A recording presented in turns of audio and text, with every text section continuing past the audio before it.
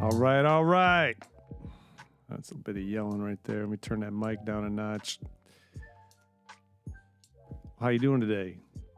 I am having a fantastic day, and I hope you are as well, because this is episode 5. What is exercise? There's no question mark on it. There should definitely be a question mark on that, because it is a question. We're also going to talk a little bit about what age is as well, which will be that'll be awesome. I think tying those two things together will be pretty darn enlightening. And again, back to the OG original goal, which is to just, elucidate some things. I like that word lately. Bring some understanding, bring some clarity. Because when you see things clearly,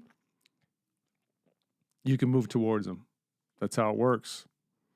So the goal of this episode is to understand exercise better, understand how it ties into aging, and then to maintain button use, because I think last week I hit my button limit. I felt like I had this moment where I was thinking, I'm hitting too many buttons right now. So we're going to try and find that ideal balance and make sure you guys are enjoying the buttons as much as I am. Outline of topics for today. Here we go. This is the here we go. We got some updates. We've got a bit on guts, but we actually don't. We're not going to do that. I left it in the outline because I was going to work it into the podcast today. Because in the last episode, I had mentioned that I was going to cover a little bit about guts, because I was talking about all the stuff about metabolism and digestion and breaking down the world and turning it into yourself and getting the right amount of proteins, carbs, and fats and all that stuff. But you can't leave out this huge factor, which is the machine, or part of the machine, that processes all that stuff and is, everything is downstream from your guts. Unfortunately, I'm not going to work it in today. I'm going to put that in a future episode. I did not have the bandwidth today, to be honest. I was just trying to think about putting it in, and it almost made me sweat. So I'm like, yeah, we're not doing that. So, but it will be in a future episode. It won't be too much. I don't know the literature on it. I know that most of it points to the guts are super critical. But as far as us understanding what's going on down there, nobody really knows for sure. All right. So anyways, back to the outline of topics. Updates, a little history on fitness and exercise there. We'll get into the main topics of what is exercise, followed up by what is aging. Got a little subtopic in there in between those two. A little side note. How do we stay young? Because who doesn't want to do that? And then some final thoughts per usual, just trying to wrap this whole thing back up. Okay, updates.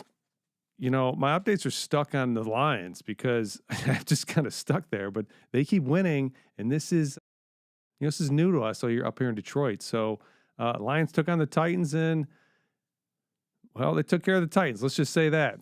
Weather, it's been cold and fall-like. If you're anywhere up here in the north, you know what that means. That means cloud, rain, sun, wind in the fall. That's pretty much what we get, and you might get 70 all the way down to 30 in the morning. So fall-like up here in the north.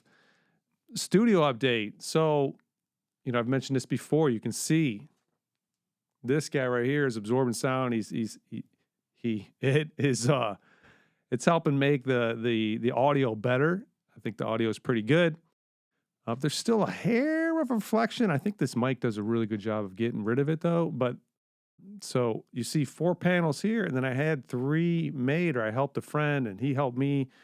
He built these frames, and I put in the foam, and we painted them, and it's awesome, and they're up on the walls. I wish I could show you. I might try and do some B-reel with my phone here, and then that would be a good time for Nathan, the editor, to edit that in if you were watching this, which could be, fun. We'll see, to be determined. So that's the studio update. Subscriber updates. Okay, not a lot of change here.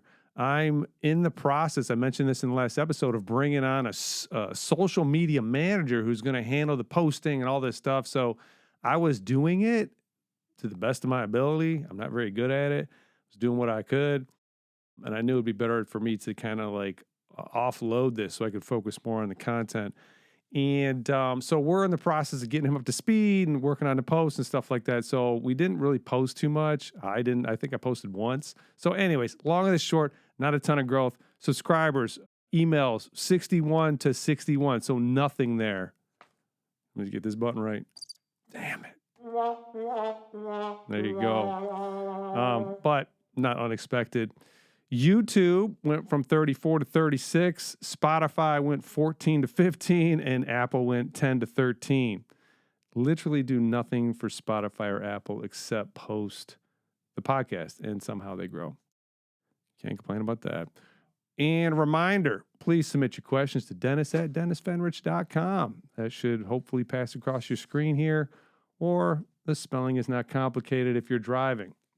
Get your questions. I'd love to answer and see where you guys are at. Typically, when I'm doing something like this in the past, I'd be talking to a group of people, and I would always encourage questions because it lets me know if you ask a question, then I know exactly where your thinking is, and I can address your thinking right where it's at. With me sharing general information, it's still good, but is this going over your head? Is this well underneath where your thinking's at? Is this making any sense? I don't really know without this audience participation, which is funny because somebody just sent me an email saying, what about an audience? There's no room for an audience in here. And I'm not going to be, maybe it would be fun to have 3 or 4 people sitting there razzing me the whole time and asking questions. That might be fun, but that is not in the plan for right now. Okay, so let's get into this. That's my audience right there. I'm sorry. Here we go. Let's get into this. There isn't any argument over exercise. Bullet 1, there is not any argument over exercise. What do I mean by that? Well, years and years ago, there was this, I've been doing this since, oh my God. All right. I was 15, 75. 1990, I started working out. Be sooner than that. I was 15. I was born in 75. That's 1990. Man. Oh, yeah, that makes sense. Anyways. And the major discussion at the time, the debate was, what is better for you? Is strength training better for you and bodybuilding and lifting weights? Or is cardio better for you and running and getting your endurance on? And since most people know what the answer to that is now, which is both, you need both, go figure. That was a big debate back then. And one of the arguments was if you're lifting weights, you're still getting your heart rate up, so you're still getting your cardiorespiratory training. Kinda, that was a stretch. But the runners really didn't have any retort. They were just like, well, conditioning is just better, and you don't need muscle, you don't need to be strong, which is completely wrong. So pretty much everybody knows that now, so we don't really hear that debate. Another thing that was going on back then was that, does exercise improve your health and longevity? And back then, I know everybody right now is like, of course it does. But back then, and I'm not kidding, the answer or what was believed was no, that it actually doesn't have any impact on your health or your longevity.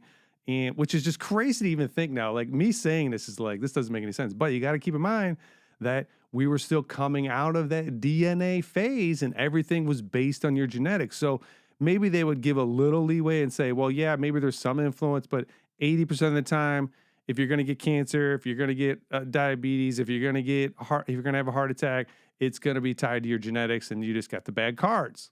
And maybe 20% of the time you can have like an influence on that. You can influence it by a little bit. But that mindset is obviously, with all the literature that's out now, is totally reversed. And now we would probably say, well, genetics are going to play a 20% role in your health and fitness, but 80% is actually played by your environment and what you do as far as exercise and nutrition goes. So good that we are out of that phase of DNA trying to run the show all the time. It was too simple of an answer. Obviously, my intuitions were along the lines of course, we can have an influence on our health and fitness. Been saying this for a long time. Thankful for that. I'm not trying to give myself credit. I honestly feel like I got lucky in a lot of regards. But so there isn't any argument over exercise. We all need to be doing it, and we all pretty much know that to be the case. Also, well, I already covered that. Fantastic. So let's get into this. I guess we'll get into this again.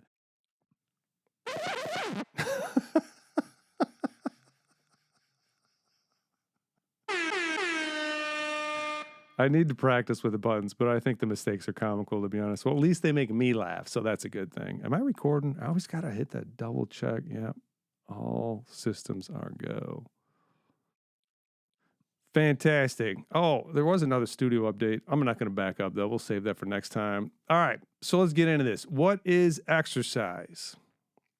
And I've got a lot. I'm just going to kind of read and then I'll comment. Signals. Signals from the environment. Ultimately, exercise is nothing more than a signal. It's telling your body to do something. It's indicating exercise. I'm getting ahead of myself. Dang it. Exercise is essentially telling your body that it needs to do something. It needs to adapt to something that is happening to it. So let me back up. First off, though, before we get into what exercise is, we got to back it up a little bit because exercise is movement and movement is signal. So it's not just exercise, but any movement you do. And it's important to understand this because if you don't understand this, then you're not going to be able to see clearly why your age or how you feel is hugely impacted by your movement, not just exercise, but your total movement in the day. Okay, so first off, exercise is movement, and movement is signal. Any movement is a signal telling your body and organism, me, what it needs to be able to do, what it needs to be able to do now and potentially again in the future. So if I just do something once, well, that's a signal, and my body will do what it needs to do. But unless I repeatedly do that, it's not going to dedicate resources to adaptation to minimize the expenditure of that movement in the future, right? So it needs to be a repetitive signal. It needs to be done repetitively. Any movement, if we're going to sustain it, needs to be done regularly. We'll leave it at regularly. I was about to say daily, but depending on the strength of the signal, you can get away with it once or twice or 3 times a week or something. Next bullet point, movement maintains when it's the same or improves when it's above what you are currently used to. Your body's ability to do the thing. Oh, I read that. I knew I was going to read this wrong. I kept wanting to rewrite it, but it is written correctly. All right. Movement maintains when it's the same or improves when it's above what you are currently used to. Your body's ability to do that thing, right? So if I'm just going and doing what I do every day, well, that will be maintained. If I just get up and I sit up and I stand up 20 times in a day and I go to my car and I walk, maybe I walk a mile every day, or maybe I'm at the office and I got to go walk around, the things that I'm doing daily are going to be maintained. If I want to improve my fitness or improve my movement, I have to then go and act and do things above and beyond what I'm doing on a daily basis. Seems obvious. Movement is signaled to maintain the movement or improve it. And here's the corollary, or here's the other kicker. No movement is signal as well, right? So if I'm not moving, well, that is a signal. And that signal is saying, I don't need to move. I don't need to go do these things. It is a signal to reduce capacity, to conserve.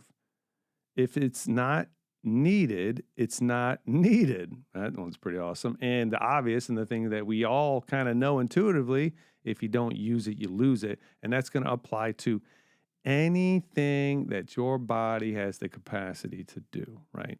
If you're not using your eyes for long distance viewing on a regular basis, over time, why would it continue to maintain a capacity? That capacity to do that, as small as an energy demand as that is still energy, and conservation is the paramount goal of, I keep saying the organism, your body, right? But I think it's more helpful. Actually, it's more helpful for you to think about it in your body because you'll actually pay more attention. But for me, it's easier. It's better to think about this as in like, what is life doing and what is an organism doing? All right, so no movement is signal as well.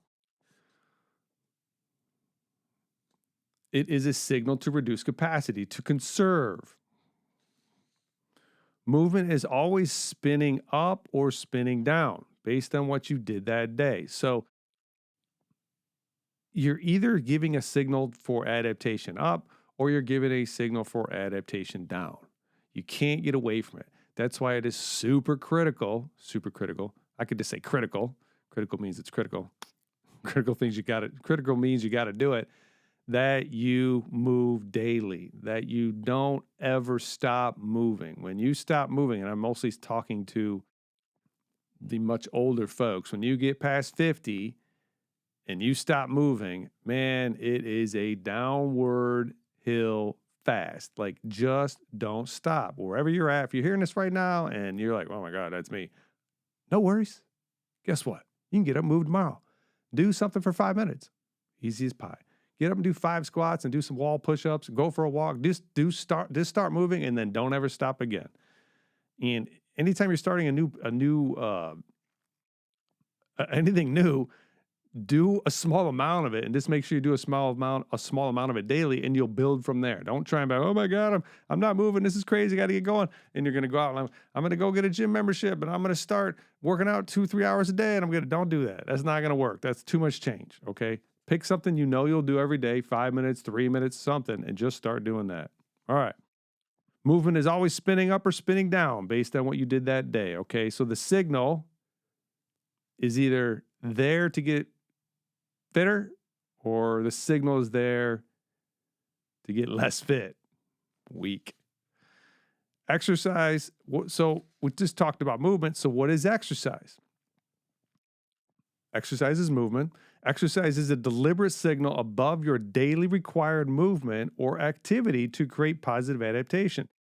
So exercise comes in when we say, all right, I'm going to intentionally go above and beyond what I need to do this day, whichever that is for you, and to elicit a positive adaptation, right? So I'm going to intentionally go move in a certain way for a certain amount of time or whatever to elicit a positive adaptation. I'm going to go for a walk because it's good for my cardiorespiratory system, or it's good for my glucose management, or if it's good for my metabolism, or it's good for my brain, right? It helps my brain work better because I get the blood flowing. But whatever that is, that's exercise in general, right? I would say like a boot camp is general exercise, right? There's no specific outcome. I'll get into what training is in a second, but there's no very specific outcome that we're looking for. We just want to generally be healthier. It's good for our cardiorespiratory system, but there's nothing super specific that we're trying to gain. So we've got movement, which you got to do daily. Then we've got our exercise, which exercise is great. It's better than not exercising, getting out, doing some boot camps, going for an hour walk, just getting moving and doing it with intent.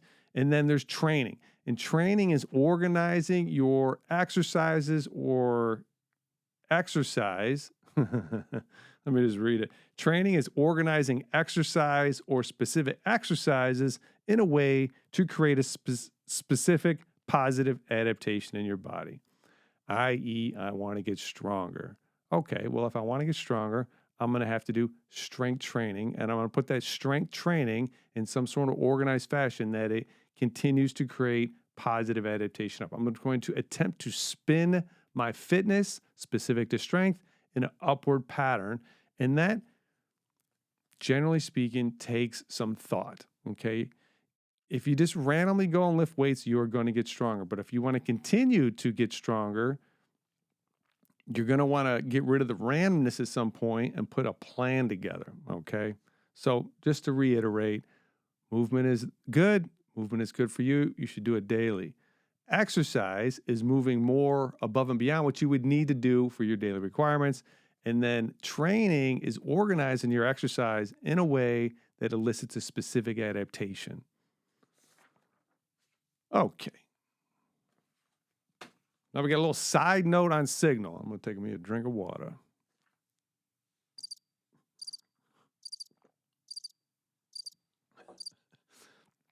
Good thing I didn't laugh when I did that. All right, so we talked about signal, right? This general thing, and we talked about it in specific to movement, but it comes into play in 2 other places, and one of them is nutrition. And I'm just going to read what I wrote, and then I'll comment on it. So we've got signal from movement, right? When we move around, that is telling our body that it needs to either maintain what it already has or to adapt to something new that it's experiencing. Signal. Nutrition is signal. It tells the organism what is going on in the environment, what metabolism needs to be doing. and this is, I'll give an example here to paint a picture. If it's wintertime and there is not much energy available, the signal is to preserve energy. Slow metabolism, not procreate. Okay, and just keep in mind, this is just a side note. We're going to get back to like exercise and how it ties into aging in a second here. But I wanted to cover these two other areas because they are signal as well, and they're super critical. SC, I don't know, I want to say super every time. They're critical to your fitness, health, and longevity, and well-being, and everything. Okay, so we got movement, we got nutrition. Imagine, and this will really help to shine some light on how our body adapts to what's coming in, how the signal nutrition is having an effect on us. But imagine, if you will, you're not human, and you're, I don't know, you get to pick. You're a deer or you're a wolf. I don't really care too much. Well, I guess a deer would be a better example in this regard, but it's going to happen to the wolves too. It's wintertime. What grows in the winter? No plants grow in the winter because there's no light coming in. And if there's no light, there's no light, there's not enough light to elicit growth in a tree or in a bush or in anything. That's why trees lose their leaves. That's why you can count the rings of a tree if you cut it down, and you can see when it wasn't growing, when it was winter, and when it was growing because it got growth. You see these rings, right? So in the winter, things don't grow. And the reason is because there isn't any energy. The sun is behind the clouds and everything's covered in snow all the time. And it's cold. It's cold because there's no energy. So what happens in the spring? In the spring, the sun comes back out and the vegetation starts to grow, which means there's energy available and there's carbohydrates, and the animals start to eat the carbohydrates and their energy levels go back up. And once their energy levels go back up, because there's more nutrition coming in, which is a signal, now all of a sudden, what do they start doing? They start breeding and they start growing. So when the trees are growing and the plants are growing, the animals are procreating because there's energy available. When that's not happening, the metabolism adapts by slowing down energy expenditure. It slows down metabolism.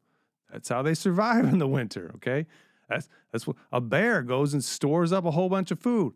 A squirrel, they go and store. Do squirrels hibernate? I don't know. Bears do, though. They store up a bunch of food on their body. Then they go in a cave and they sleep for like 3 months. And what's going on when they're sleeping? Are they conserving energy? Yes. Has their metabolism slowing down? Yes. All these things are happening. And all these are adaptations from signals from the environment. So why do I say all that about nutrition? Because if you're not eating enough, it's going to affect your metabolism. End of story. Okay. I don't want to get into the details, but that's a good general picture that I hope brings some understanding and clarity. Okay. So that's nutrition as a signal. What about stress? Stress is the other signal. And these are the big three signals. You got movement, you've got nutrition, and then you've got your stress load. We're going to talk about stress in a future podcast. Stress, I'm just going to read what I got. Stress or lack of stress is signal. Stress or lack of stress is signal. It tells the organism how alert or calm it should be. Should it be expending resources on survival or expending resources on rebuilding itself? Exercise is a stressor. Okay, so let me back up. So if I'm in a super stressful environment, like there's a dude in the room with a machine gun, all of my resources are going to survival. That means I am making like I'm doing it. It ain't me doing it. That's why I like to say the organism, because your body ain't doing it either. Or you're not doing it. Your body's doing it. That thing is running whether you want it to or not. It's doing what it's going to do. You have to learn how to manage that, and we'll get into the psychophysical and how to affect that with your mind and your breathing. But for right now, you're just going to try and start to understand this process. So stress or lack of stress is a signal. I hate the example, but there's a guy in the room with a machine gun. It's a bad situation. I am not spending any resource. Here I go again. My body is not expending any resources on rebuilding tissue right now. It's not trying to store fat from the meal that I might have ate 2 hours ago. It is making every bit of energy available right now because rebuilding is completely irrelevant. The only thing that matters right now is that I survive. Okay? It's critical that you understand that.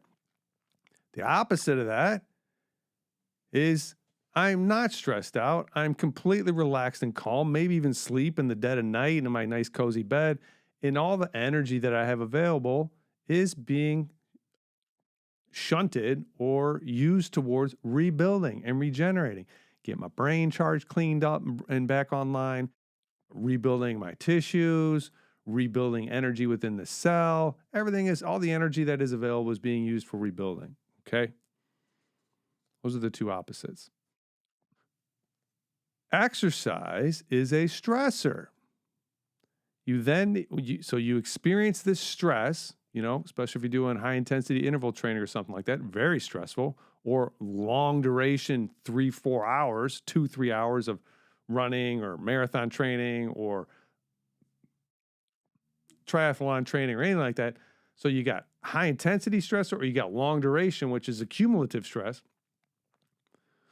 Then after those situations, you then need to be able to come out of your high stress situation and start to be able to shuttle or move these energy expenditures towards recovery, right? So you want to stress and then you want to adapt. You don't want to stay in this stressed out state. You have to get good at getting excited, getting to the gym, getting all fired up, having a great time, but then calming down when it's time to calm down and not be worried about things you could let your mind ruminate on, like the things you could be worrying about all the time. You have to get good at turning that off. And we will talk about how to do that in future podcasts. Just keep in mind, it's not super complicated. The easiest roadway into your stress system is your breathing. And when you exhale longer than you inhale, you are de-stressing. When you inhale longer than you exhale, you are stressing up. Okay. It's that simple. I don't care what breathing thing you get into. They're all going to be variations of that basic thing. Longer exhales to relax, shorter or longer inhales to get yourself excited, because there are breathing techniques to get yourself amped up. Okay, side note on Signal was a much longer side note than I had in mind, and I have one more bullet point. Keep in mind that this is just a way, so we're talking about this Signal and all this other stuff. Just keep in mind, I'm not going to read this. Just keep in mind that when we're talking about Signal and Signal for nutrition and Signal for movement and Signal for stress, that we're just using this as a framework to try and understand what your body or the organism is doing. And what you got to know, though, is that it's never and or all these things. It's all these things simultaneously. I don't know if I said that right, but it's never one or the other. It is always reading all these signals all the time and always making adaptation. It is now. It is not ever. It lives in the moment. As much as, everybody wants to be mindful and be present, your body is more present than you will ever be. It is constantly reading the environment and making adjustments all the time right now, even while you're hearing this. All right, fantastic. So we talked a lot about moving and exercise and it being a signal. And now we're going to tie this into aging, okay? So what is aging?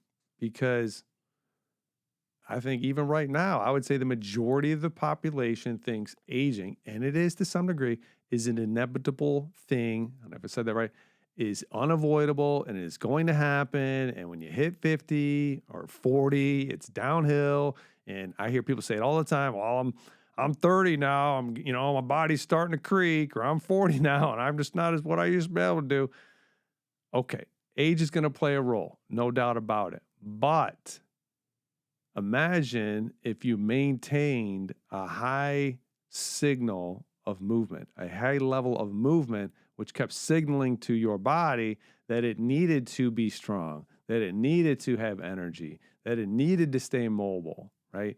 What you would do is you would push this aging process, or the crappy parts of it where your body just doesn't work that well anymore, way down the road, and you would lengthen out this time frame of being able to move and feel good and enjoy your life and be productive for longer. Okay, I got to read what I got. All right, so what is aging? Aging is why we get old, or is lack of movement why we get old? Is age why we get old, or is it a combination of age and lack of moving and lack of signal to maintain or improve. And as I just covered, it is undoubtedly at this point, whether you know it or not, a combination of the two. Obviously, you're not going to live forever. That's just how it works. It is built into your DNA for cells and your body, the organism, to go away at some point. And that is probably a good thing, to be honest, because adaptation needs to continue happening. Anyways, we're not going down that road right now. Okay. Well, what we see is it doesn't matter what age. I think I covered all this. What we age we are if we start exercise. Okay. So here's another point. If you're still not convinced, what happens if I'm 70 years old, I have never exercised my whole life, and I get up and I hire a trainer because I want to do it right, and I start exercising and I start doing strength training and I start walking on the treadmill? What happens? Lo and behold, you get younger, don't you? Your body works better. It adapts. So as long as you're here and you got cells, those cells will adapt to the signal. Okay. So in that regard, what is age? I mean, age is a number, but it's really a combination of what you're doing and for how long you've been doing it and how much of that hill did you build up. I think I covered my points on here. Age gives you a relative idea of where you are physically, but it does not determine where you are Read that again. Age gives you a relative idea of where you are physically, but it does not determine where you are. Okay. So age will give you a relative idea, but it will not determine. That's a good point. Your activity determines where you are. If you're deadlifting 300 pounds at 60, 65, 70 years old, which would be quite a feat, man, you're pretty far away from being old and decrepit, I'll tell you that. So age is going to happen. I want to cover this super quick. No matter what, it's going to happen, and no matter what, we all have to go by at some point. And maybe this is, I know this is heavy for a lot of people, but I feel like if you don't get to this point where you understand, like, hey, nothing lasts forever, and I'm part of that process, I just don't feel like you can really start to live your life as effectively and productively as you'd want to, because you're just kind of annoying this obvious thing. I mean, it's the elephant under the rug. Like, come on, man. Like, nobody gets out of here alive. All right. So I'm not going to harp on that. Deal with that on your own. Okay. Just keep in mind that you don't have to be, when the inevitable decline typically happens for most people genetically around 80. Right? So around 80 or 80, 85, you're going to see a pretty sharp drop in hormones. Like, things just start to go downhill pretty quick. Okay. So as long as you're exercising, you're eating right, you're getting your sleep, and you're managing your stress, you're still going to feel you're going to feel really good up until like 70, 75, 80. And then you're going to really notice that decline.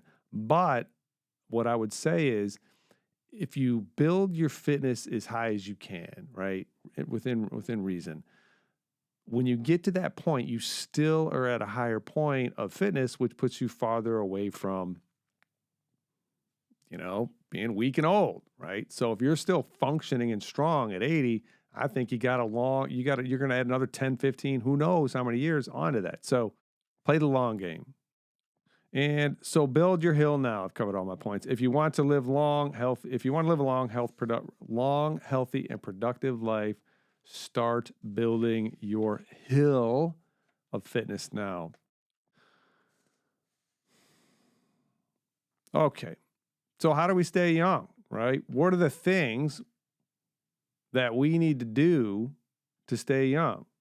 Well, we need to move. Duh. But a better question is, what kinds of movement or exercise do we need in our lives to stay young? Okay, and I've been talking about this for years and sharing this with members of North Industry, the gym that I own and help coach and operate at still. There's 3 things you're going to need above and beyond everything else. And these 3 things are going to be the largest contributors to your fitness, your health, and your longevity over your lifespan there. And number one, and the best way to understand this is from the perspective of, what if you don't have it? Okay, let's do it like this. What's a critical thing you're going to lose as you age? One of these 3 critical things. Are you going to get weaker, or are you going to get stronger? You're going to get weaker. Are you going to have more energy or are you going to have less energy? You're going to have less energy as you age. Are you going to be more mobile or less mobile? Well, you're going to be less mobile. So those three things, if you are strong and you can produce your body, and we think of energy production as cardiorespiratory training. When you're doing cardiorespiratory training, you're essentially creating a signal that says, I need to produce energy, right? Because that's what you're doing. If I'm sitting, I'm not producing much energy. If I get up and I start walking, I'm going to produce some more energy. If I get up and I start running, well, that's going to take more energy to do that movement. And that's why my heart rate's going up. That's why my breathing's going up, because I'm trying to pull in more oxygen and get the blood moving so I can keep creating this energy to keep the movement up. So you need to be strong, you need to produce energy through your cardiorespiratory training, and you need to maintain the health of your joints and tissues, and you do that by moving them, right? If your knees are bothering you and you have a hard time getting down and up off the floor, then most likely you're not getting into the full range of motion of that knee on a regular basis and getting it moving and getting fluid in there and getting it to stretch, and you're getting it to work through its full range. And what happens is, if it's not being used, it's getting loosed. All wrong. If you don't use it, you lose it, right? So if I'm not getting into those ranges of motion, then I'm losing those ranges of motion. It's just that simple. And if you do that for 20 years, well, that joint's not going to work very well. But the great news is you're not dead, and neither are your cells. And when you start moving them again, guess what? Their range of motion and that movement is going to come back, and the creaking is going to go away. In the synovial fluid, the fancy stuff that's up in that joint is going to come back to life. Like literally back to life. Chew on that one. So you need those three things. Back to strength. So what's strength going to do for you? It's going to increase your tissue density, bone and muscle, and your bones are tissues too. So you're going to increase that density, right? If you got more muscle and you got more bone, well, guess what? Those are farther away from being weak because there's more of it. It's physics, once again. It also makes you durable and farther away from frailty. That's what strength's going to do for you. All these things make you farther away from frailty. Conditioning keeps your capacity to produce energy high, right? I'm going to go out and that signal, whatever. So if I'm just doing a walk, well, my body's going to adapt to that energy production. That's the signal I'm giving it. That's as much as it's going to give me back. It's not going to go above and beyond, okay? If I want to get a stronger or a better adaptation, then I have to do more, right? Maybe I got to run a little faster. Maybe I got to do some intervals. Maybe I got to walk farther or run farther, right? So I need to do more than where I currently am if I want to add to. And conditioning work is really like, when you can't produce energy anymore, the end is nigh. Like that, no energy. If you're not producing any energy, you ain't here, right? So you don't want that thing burning like in a little amber, man. You want like a fire down there. You want this capacity to produce energy, and you need to do that through your conditioning work. Hence, coming back to the argument, strength or conditioning, the answer is both. People just like to be right. But who doesn't? Being right's fun. But when you think you're right and you're wrong, man, that makes life hard. That's what that does. You should always, always be open to new information. Listen, and then think about it later. Get your emotion out of the way. And then your mobility, which we covered, right? So keeps your ability to move moving, right? Mobility keeps your ability to move moving. If your tissues are tight all the time, there's different reasons for that. But if your tissues are tight all the time, well, they're going to have a hard time feeling, right? Make a fist and squeeze as hard as you can. What happens to the fluids in your hand? Well, they get squeezed out. Well, if you don't have fluids moving through there, which are taking out the garbage and bringing in the nutrition, groceries, that's what it is. Garbage out, groceries in, to keep those cells bathed in the things they need to function properly, because you're so tight all the time. Well, guess what? Those tissues are going to be they're going to be tight. You're going to feel that, like being in a straitjacket. That's not fun. But also, they're going to be more susceptible to tears and to injury because they don't have elasticity. I mean, things that aren't elastic tear, right? So that's why you want to maintain your mobility. That's why your joints can be hurting it can be hurting. That's why your joints will hurt if you're not getting into full ranges of motion in a healthy and appropriate way. If your tissues are stiff, I'm getting tired. If your tissues are stiff, you tear and break. I covered all that. All right, fantastic. Let's just tie it all back together with some final thoughts here. Moving is critical to life. You gotta move, right? And be thankful for it. Like, it's not a punishment. You get to go move. Go outside if you can. Go to a gym and once you get moving, like, you're gonna feel better once your blood starts flowing. You just get it. If you're not currently exercising, you got to get over the hump. Once you're over the hump, man, it's not gold. It's it's not the it's not peeled grapes and somebody with a leaf blowing you all the time. I don't know what I'm trying to say. It's not a utopia, but you feel a lot better. Let me just say that. Anyways, moving is critical to life. It is signaled to be here. Exercise training is intentional moving, right? So we got movement and then we've got our intention. Like, maybe I can elicit a specific adaptation that will increase my fitness, health, and longevity, right? If you want to increase your fitness, your health, and your longevity, you need to work on those three things: your strength, your conditioning, and your mobility. Those three things are going to have the biggest impact on the fitness, health, and longevity of your body than any of the other things. Standing on one foot and getting your balance is great, but it doesn't necessarily make you stronger. It doesn't increase your bone density. It doesn't increase your tissue density, okay? So the big players are strength, conditioning, and mobility. You gotta be working on those things on a regular basis and trying to build those up for the inevitable. And I think I'm saying that right. I think it's a B, but I'm putting a V. I don't know. I used to have a really good vocabulary, and I stopped caring. So moving is critical to life. Exercise/training is intentionally moving, and then organize your exercise, which I discovered. Organize your exercise to optimize your fitness, health, and longevity. All right, folks, that's it for today. I hope you like this. Again, I don't have feedback. I don't know if you're absorbing this or if you think it's lame. Let me know, okay? Help us grow the channel. Like and subscribe. Share content. That would be awesome. Also, submit your questions. Submit your questions to Dennis at DennisFenrich.com. And I don't know, communicate with me. It would be nice if I had some idea where your heads were at with all this. Fantastic. Have a great day. We'll see you in a week.